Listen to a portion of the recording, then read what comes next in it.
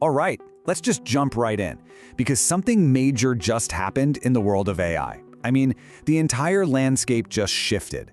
A new model just dropped that didn't just move the goalposts, it basically threw them into a whole other ballpark. And this, right here, this is the quote that sent a shockwave through the entire industry. Anthropic, the company behind the Claude AI, just casually announced that their brand new model beat every single human engineer who has ever taken their ridiculously hard hiring test.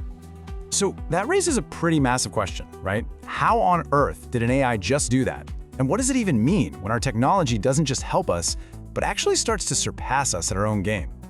To really get our heads around this, we first have to understand the test itself. Because, trust me, this is not some simple pop quiz. We're talking about a completely new benchmark for what's even possible. Yeah, this thing is no joke. It's a high-stakes pressure cooker of an exam designed to test everything: raw coding skill, good judgment, and how you solve problems when the clock is ticking. It's basically a filter designed to find only the most elite engineering talent. And look, you might think this came out of the blue, but it really didn't. This has been building.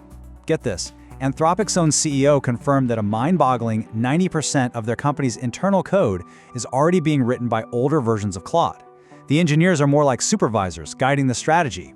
So this new result is just the next absolutely jaw-dropping step.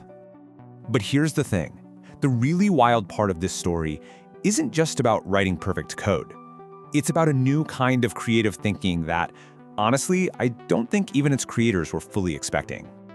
And to show you exactly what I mean, we're going to walk through this one incredible example that popped up during testing, and it all resolves around a simple airline ticket. Okay, so picture this. A customer has one of those non-changeable tickets, and they want to change their flight. Now, the test was set up for the AI to follow the rules and just say, sorry, no can do. But that's not what Claude did. Instead, it read the entire airline policy, found a clever little loophole, and figured out it could first upgrade the ticket's cabin class, which was allowed, and then change the flight, because the new upgraded ticket permitted changes. It literally solved an unsolvable problem. And that's the game changer. The people who ran the test said it was like watching a seasoned employee who knows all the tricks. It wasn't just following a script, it was showing real judgment, real savvy. Now, on top of being way smarter, it's also incredibly more efficient. The new Opus 4.5 model gets the same or even better results than its predecessor while using way less computing power. We're talking up to 76% less. For any business out there, that's not just a minor tweak. That translates directly into huge cost savings. And the list of new features just keeps going. It's got much better vision and math abilities. It's their most secure and safe model they've ever built. It can also handle these super long, complex conversations without losing the thread. And this is a big one. It can now directly control tools like a web browser or even Excel. And if you had any doubt about how serious Anthropic is about the future, just look at the money. They just signed a $30 billion deal with Microsoft for cloud computing. That is a staggering amount of money, and it signals that their ambitions for what's next are just massive. All right, so obviously a move this big doesn't happen in a bubble. The other giants in this race, OpenAI and Google, they're not just going to sit back and watch. So what's their play? How are they responding? Well, OpenAI's move is fascinating. They're kind of zigging where Anthropic zagged. Instead of pure engineering power, they're pushing to turn ChatGPT into the ultimate personal shopper. So here's how it's going to work. You tell it what you're looking for, and boom, it spits out a clean, organized buyer's guide.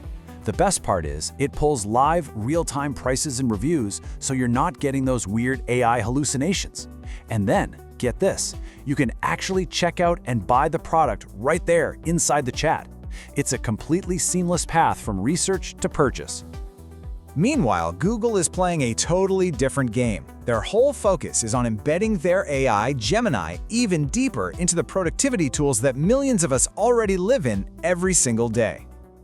They're rolling out features that let Gemini tap into your entire history of notes and research from other Google apps.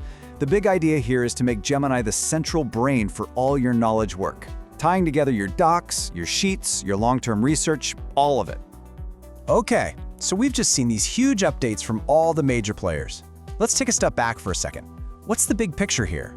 What does this new phase of the AI race really mean?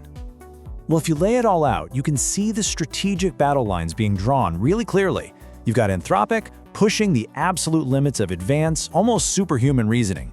Then you have OpenAI carving out a huge new territory in e-commerce. And finally, Google is fortifying its empire, making AI the glue that holds its whole productivity suite together. So I think the crucial takeaway here is this. We are witnessing a fundamental change in what AI is. It's moving beyond just being a tool that follows our instructions. It's now showing it can think strategically, solve problems creatively, and even find those clever loopholes that we humans might miss. Which brings us right back to that first mind-blowing idea. We now have an AI that is demonstrably better than the best human candidates for a top engineering job. So the thought I'll leave you with is pretty simple. If this is where we are today, where do you think this all goes next?